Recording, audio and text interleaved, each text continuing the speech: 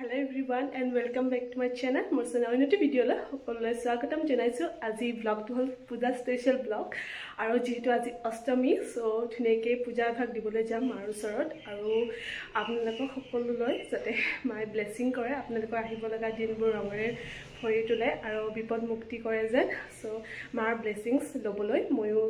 take hewa loboloi jao maru sorot so video to continue koriba ekoloi side ako video to So আমি সবে ইরিস্কাতে উঠিলো মন্দিৰলৈ যাবলৈ যেহেতু ৰাজহুৱা মন্দিৰলৈ যাম যেহেতু অকমান বাট আহিব লাগে আমাৰ ঘৰৰ পৰা আৰু একেবাৰে নিজান কিবা যেন হেৰেঙা পূজা ভাগ লাগিছে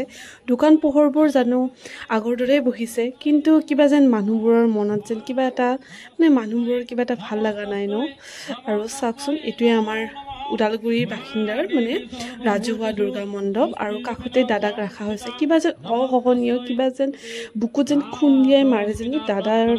মানে ফটোখনত কিয় মালাখন আছে মানে কিবা দাদা আমাৰ মাজত এতিয়াও জীয়াই আছে কিয় যেন আছে কিবা এনেকুৱা লাগে নহয় জানো আৰু এতিয়া মাৰ আশীষ ল'বলৈ ভিতৰলৈ আহিছো আৰু খৰাইৰ বাবে যোগাৰখিনি মাই লৈ আহিছে শুকানকে দিম আৰু যেহেতু তাকে প্ৰত্যেকবাৰে তেনেকৈ দিয়াই হয় আৰু তাৰ পিছত তাকে মাৰ পৰা আশীষ আপোনালোকে আৰু মায়ে যাতে সকলোকে বেমাৰ দুখ আজাৰৰ পৰা মুক্তি কৰে আৰু সুস্থ কৰি তোলে আৰু আমাৰ জুবিনদাক যাতে ন্যায় দিয়ে মাৰ ওচৰত তাকে প্ৰাৰ্থনা জনাইছো আৰু মাৰ বাবে এখন ধুনীয়াকৈ চুৰ্ণি আনিছো আৰু গোটেই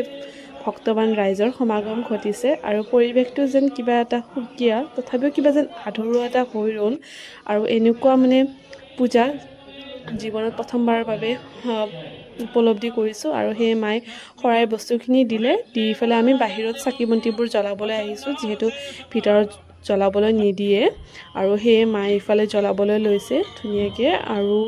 কিবা যেন মানুহবোৰৰ মনত এতিয়াও যেন কিবা এটা আছে ন সো তাকে আৰু ভগৱানক প্ৰাৰ্থনা কৰোঁ যাতে জুবিনদা কুশলে থাকে আৰু ধুনীয়াকৈ চাকিখিনি জ্বলোৱা হ'ল আৰু মা যেহেতু বছৰত এবাৰে আহে হে মাৰ আশীষটো ল'বই লাগিব ন পূজা নাপাতাকেতো পূজাটো পাতা নহয় পূজা আহে সেইকাৰণে পূজা দি ফালে জুবিনদাক শ্ৰদ্ধাঞ্জলি জ্ঞাপন কৰিবলৈ আহিছোঁ কিবা যেন বুকখন বহুত বেয়াকৈ খুন্দিয়াই মাৰে মানে কি বুলি ক'ম আপোনালোকক অনুভৱবোৰ আপোনালোকে জানে আৰু যেন চকু পানী নিজে ওলাই আহিছে জুবিনদাৰ কাষত সঁচাকৈ জুবিনদা আশীৰ্বাদ দিয়া তোমাৰ দৰে যাতে আমিও এজন সুনাগৰিক সু অসমীয়া হৈ তুলিব পাৰোঁ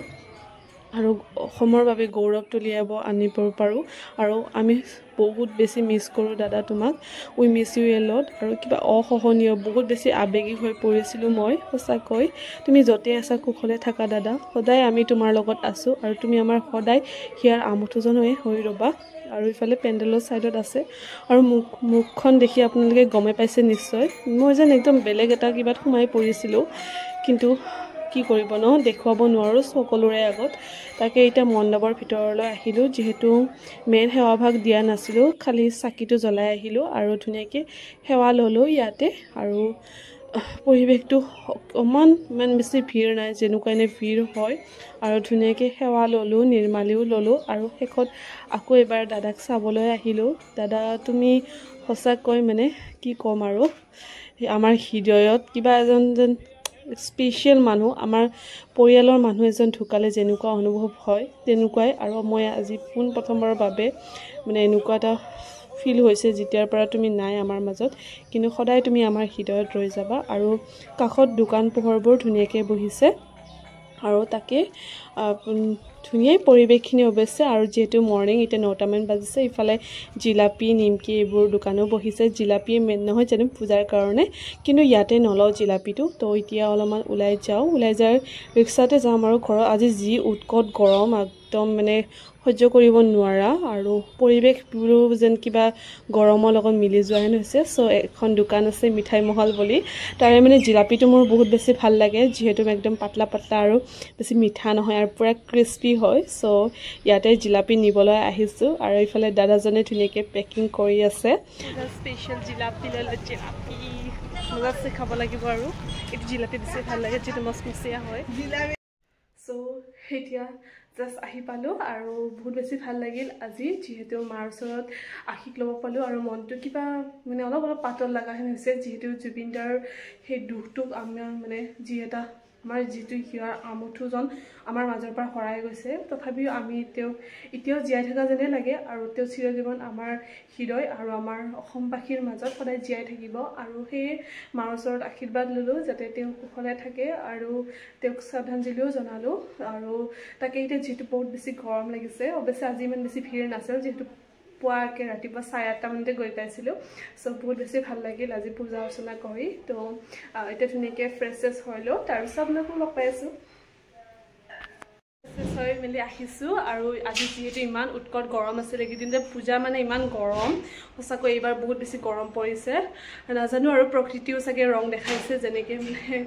প্ৰকৃতিবোৰ কেনেকুৱা হৈ আছে আপোনালোকে জানে কিন্তু বছৰ যিহেতু পূজা আমি মানিবই লাগিব মা যিহেতু আহিছে মাৰ ওচৰত আশীষ ল'বই লাগিব মাক আমি আঁকোৱালিটো ল'বই লাগিব নহয় জানো তো মাৰ অবিহনেতো আমি একো হ'ব মানুহে হ'ব নোৱাৰোঁ নহয় জানো চ' মই ইমানতে শেষ কৰিবলৈ ওলাইছোঁ যদি ভিডিঅ'টো ভাল পাইছে তেন্তে লাইক কমেণ্ট আৰু ছাবস্ক্ৰাইব কৰিবলৈ একেবাৰে নাপাহৰিব অন্য এটা ভিডিঅ'ত লগ কৰাৰ কাৰণে আজিলৈ আহিছোঁ তেন্তে বাই